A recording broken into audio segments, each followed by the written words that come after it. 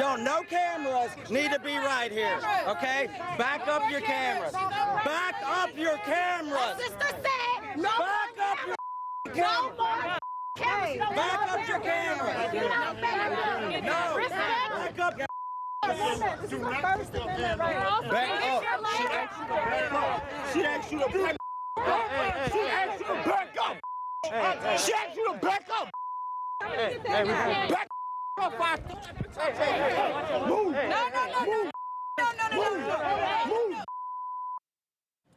The demonstrators asked the media to move away from the scene and also chanted, "Leave the public park."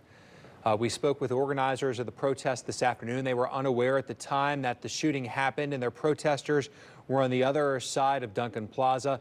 They say they're sorry it happened. They say in no way do they condone any types of violence, and that includes violence against the media. Keeping an eye right now, protesters shut down I-10. We've got 2 crews at the scene of the protest. A large group of protesters march on to I-10 tonight, shutting down traffic as they want their voices heard over the death of George Floyd. Earlier tonight, they gathered at Duncan Plaza. A group later marched onto the interstate, blocking traffic. Some people got out of their cars and joined the protest. The NOPD says the protesters are between Tulane and Esplanade Avenue, east and westbound. They're asking drivers to avoid the area if possible. Here are some pictures from earlier tonight. Now we go live to Amanda Roberts on the scene. That's right, Lee. We're here at the Orleans Avenue exit where you can tell there are hundreds and hundreds of protesters and demonstrators behind me. On the other side of them, you see kind of a line of NOPD lights. And for now, it has been relatively peaceful. There was somewhat of a dialogue between NOPD and this group, the organizers of this protest, back and forth, kind of a conversation on the microphone of, "We support you," saying the NOPD. The NOPD telling this group, "We support you. Just try and move this march, this demonstration off of the interstate." But again, just reiterating the message that we support you. You can hear this crowd right now calling for peace. There is a slight movement from some members in this group down the interstate ramp, seemingly to abide by the request, not only by NOPD, but also by the organizers of this demonstration, that we will convene again tomorrow, that we will have our voices heard tomorrow.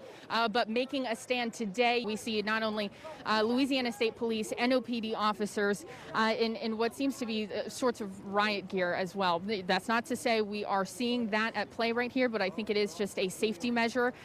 There is, still conversations happening between these demonstrators and the police who are standing here saying that they support them in front of them. People marched to NOPD headquarters demanding justice, equality, and calling for an end to police brutality.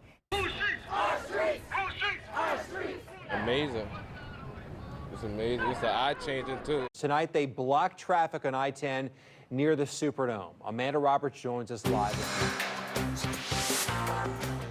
We've been bringing you updates from I-10 all night, and so far there's been a pretty significant update. You can tell there aren't a lot of people behind me, and that's because there was a conversation, a discourse between this group of protesters and the police. We were seeing it throughout the night. The streets are filled from coast to coast for another night of protests. In New Orleans, crowds gathered in Duncan Plaza before they started marching. We have a live report from the demonstrations. Right now, you're taking a live look at thousands of protesters packing Magazine Street, now coming off Magazine Street. This protest that has been peaceful started at Duncan Plaza, as you mentioned. It then went up St. Charles to Jackson onto Magazine. There are thousands of people who have joined in. Protesters are marching in New Orleans. Yeah, right now they're walking onto the Crescent City Connection. Kimberly Kurth joins us now live with more. Thousands of protesters packing the Crescent City Connection at this hour. The Crescent City Connection obviously shut down at this hour due to these protesters. You can see blue lights in the distance where police have that area blocked off. This protest started at 6 o'clock tonight at Duncan Plaza. Protesters then made their way up St. Charles to Jackson, down Magazine, and then jumped on the on-ramp of the Crescent City Connection at the end of Magazine. We've been walking this entire time with the protesters to see where they were going, and it certainly seems as though the protests has picked up a number of people. I would estimate we're looking at thousands of people right now. It's important to point out this has been a peaceful protest. This is the 5th night of protests following the death of George Floyd. I'm actually on the off-ramp near Orleans, and there are quite a few people up here on the interstate. We just watched. It was pretty impressive to see a number of protesters were pushing, or I don't know what they were saying to the officers, but there was a tactical team up here, and the protesters were pushing them back in some way, speaking or chanting, and those tactical team members did back up, and there was a lot of applause. New Orleans Police Chief Sean Ferguson says protesters cannot affect change with violence. He made the comments today. His officers used tear gas on protesters on the Crescent City Connection. Chief Sean Ferguson says last night's protest did not end peacefully. But I stand here before you troubled. I stand here disheartened at the actions that we had last night.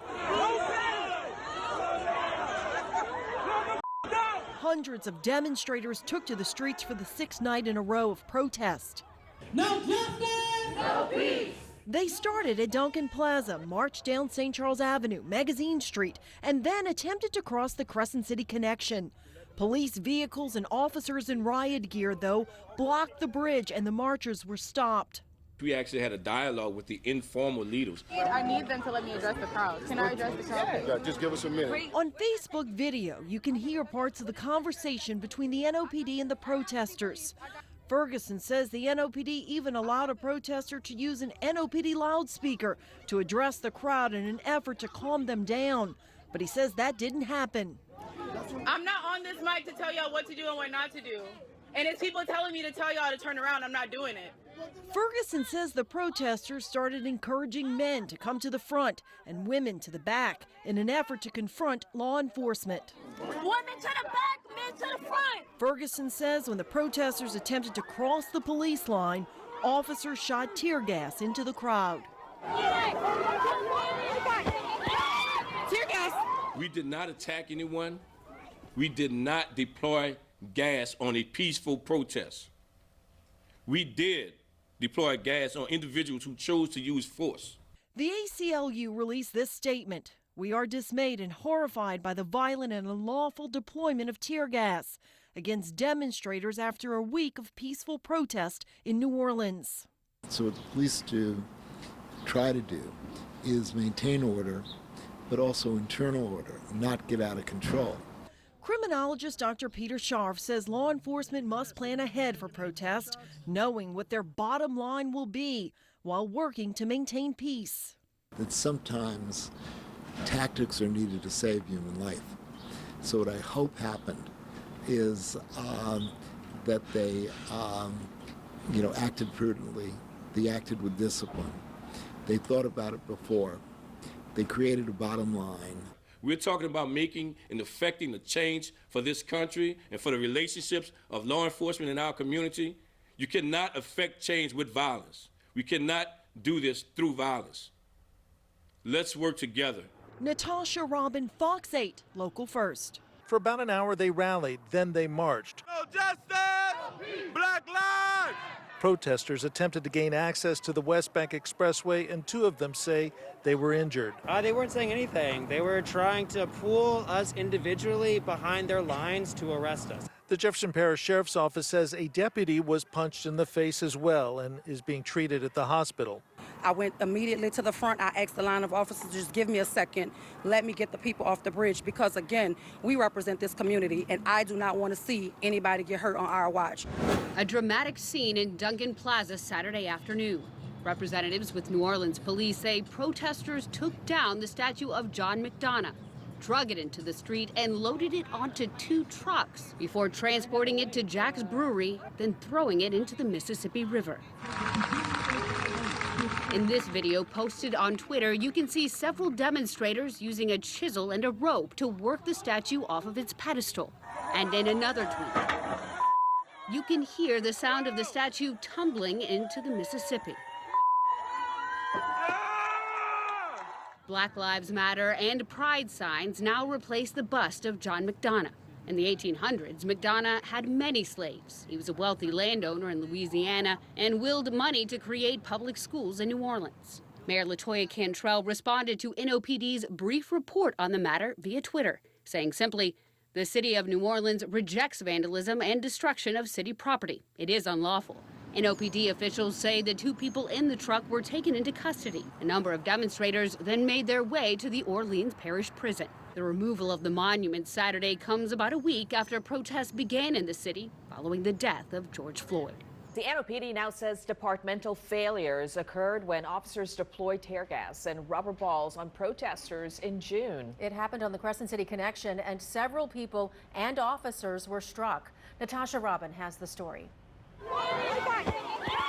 Tear gas! Chaos on the Crescent City Connection back in June, when the NOPD shot tear gas and rubber balls into the crowd of protesters. Chief Sean Ferguson says a peaceful protest escalated, prompting the NOPD to act. But after months of an internal investigation, the NOPD found departmental failures on the bridge that night. There's a lack of planning and tactical decision-making, which resulted in an unprecedented incident that had never occurred in the city of New Orleans. Ferguson says the NOPD is taking the necessary steps to make sure any future engagement with protesters will never mimic the response that night.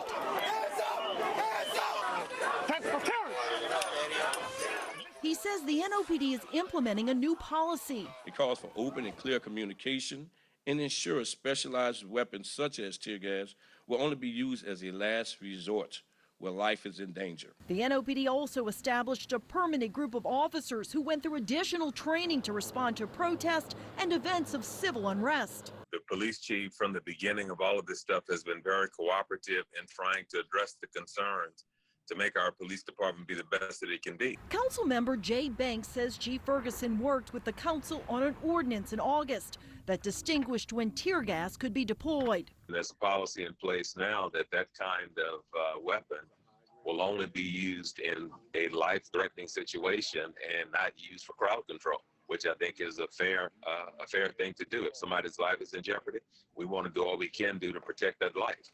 But just for something as simple as dispersing a crowd, no weapon like that should ever be used. Ferguson points out the NOPD's new policy will deal specifically with engagement. I think the key to all of this is communication. And where we failed at on that particular night was we failed to communicate so that the peaceful protesters who were in the rear can hear our commands as we were giving warnings to those who were not being peaceful. Throw it back, throw it back. He apologized to the peaceful protesters on the bridge that night. The message in these protests are very important. Police reform and improving our criminal justice system need to be heard. Chief Sean Ferguson says he wants the NOPD to be at the forefront of modern policing. At NOPD headquarters, Natasha Robin, Fox 8, Local First. Hundreds peacefully protested today in Duncan Plaza, calling for an end to racism and police brutality. It's the 4th demonstration in New Orleans in 3 days, and those who showed up say they plan to keep coming back. Catherine Mazzone joins us live from those protests. Catherine.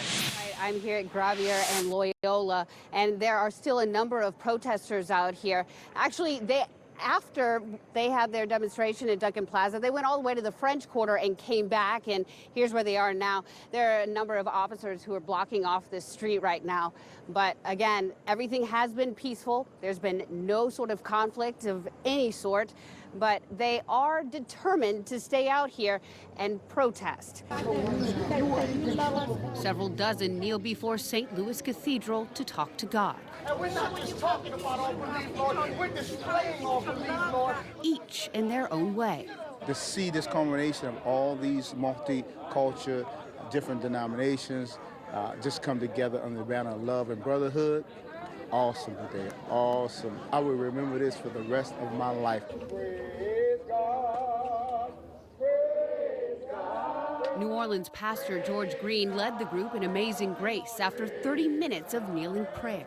He and Pastor Dean Cesare organized the event on the heels of George Floyd's death and the rioting that followed. To invite the Holy Spirit to come into our city and to bring the opposite spirit of what's happening around our nation. It's especially symbolic the same day Christians believe the Holy Spirit visited Jesus' apostles. Their chosen place of prayer also significant.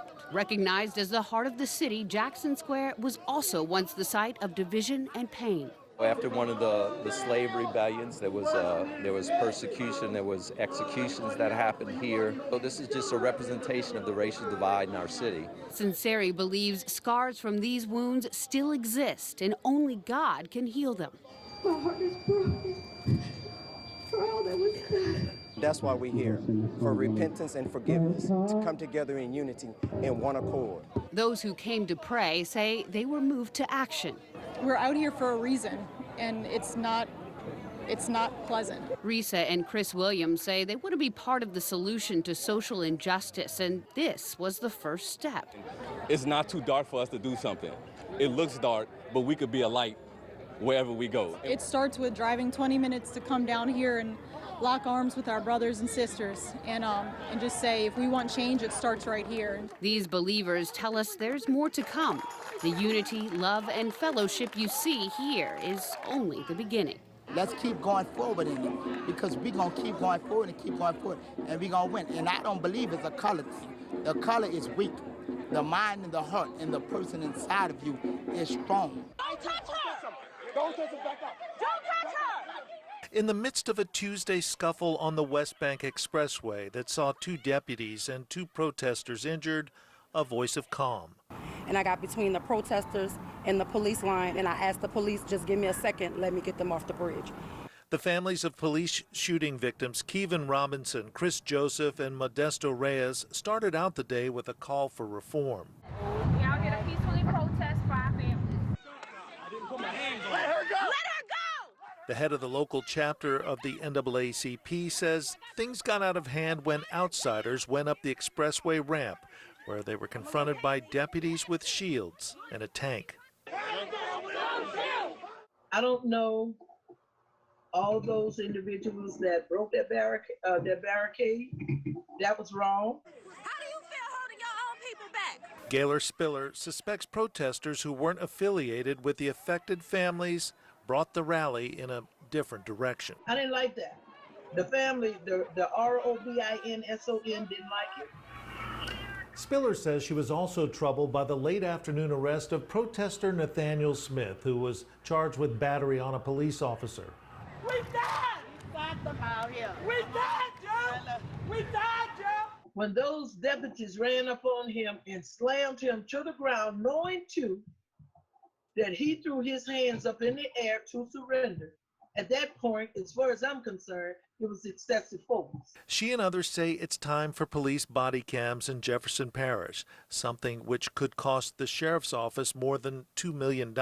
Every time the idea of money comes up, I always think about, well, what value can you put on a dead body? Body cam supporters say they would help solve many unanswered questions.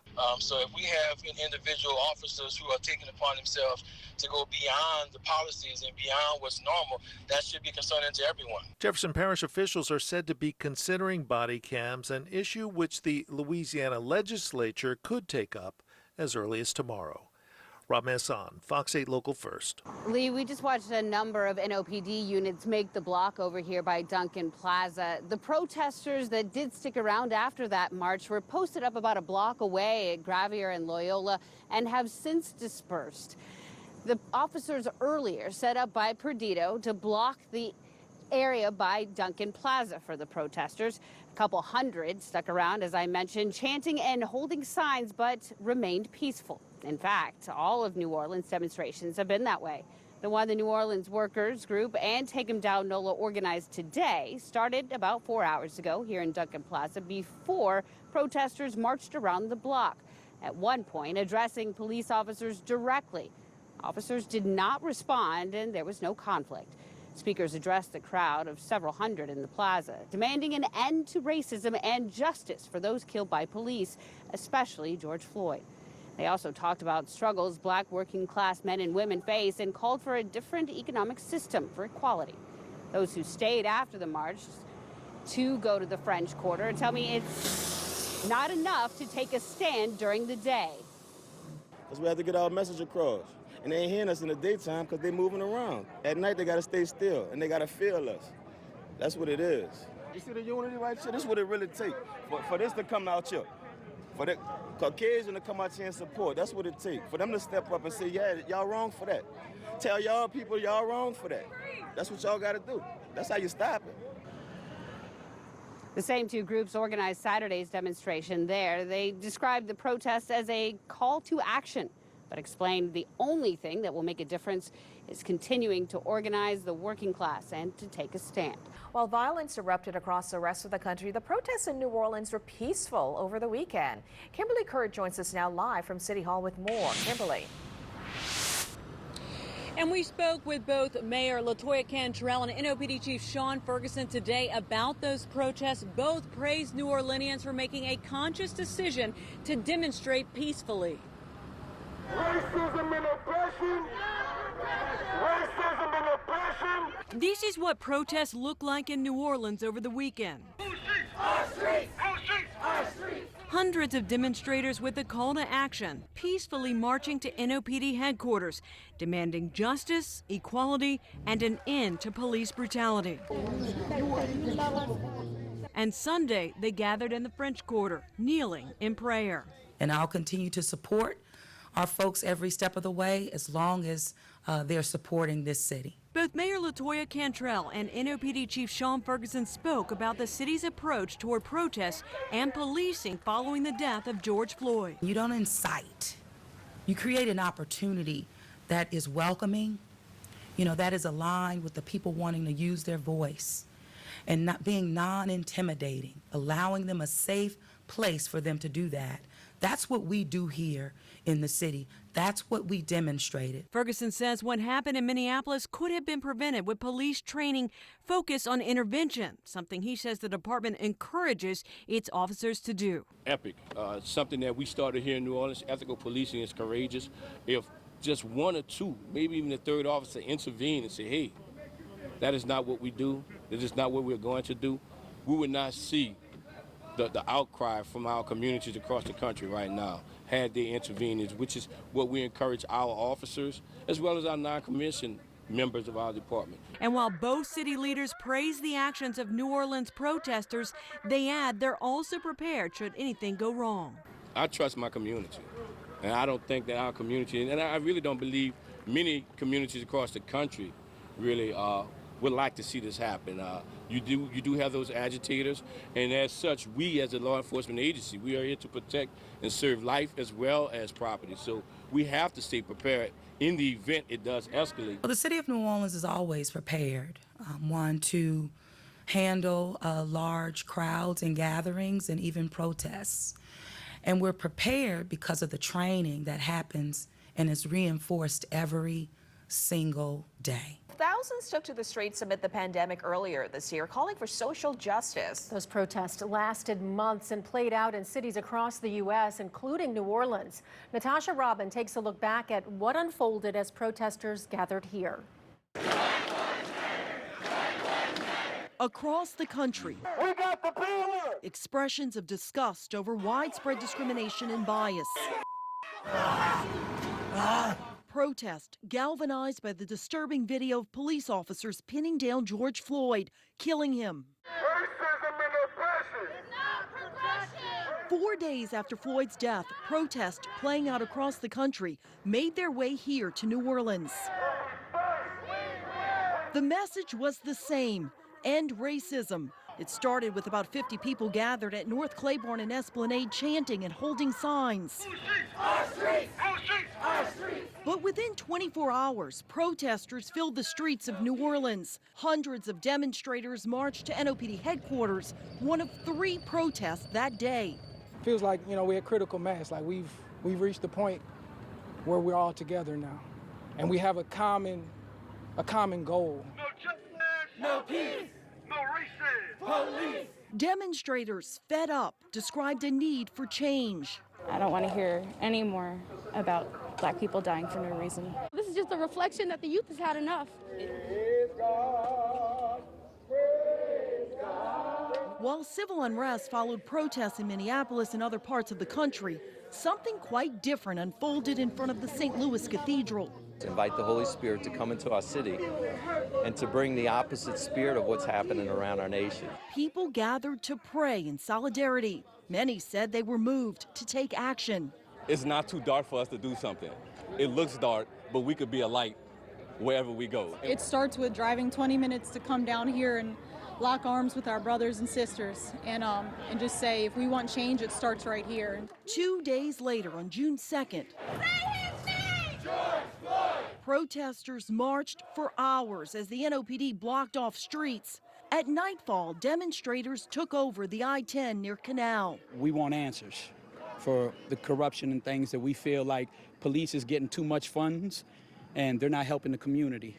The NOPD in riot gear picked up their megaphone, telling the crowd they support them and to please exit the interstate. I think that this is honestly so much more peaceful than I thought it was going to be, but it's only the beginning.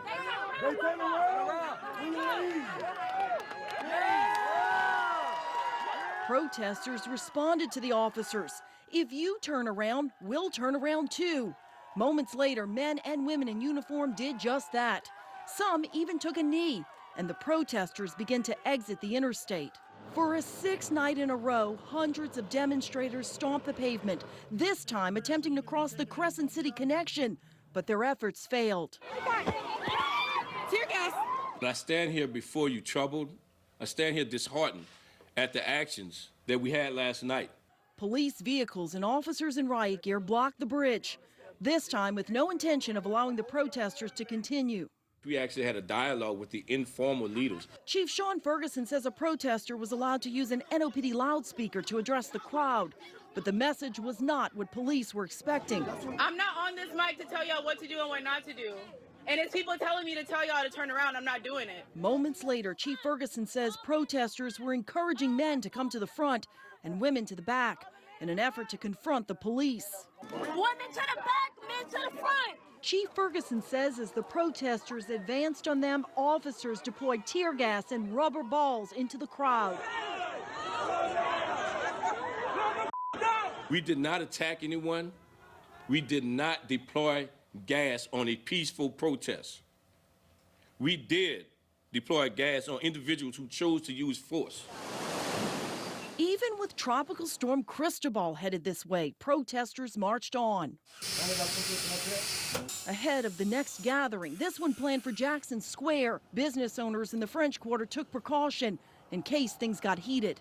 We've already lost so much, we don't want to lose our merchandise on top of it, whether it be a storm or be some sort of riot. We're just protecting what we have left. That night, thousands peacefully gathered at Jackson Square with calls to defund the police and U.S. capitalism and demands for the removal of the Andrew Jackson statue there.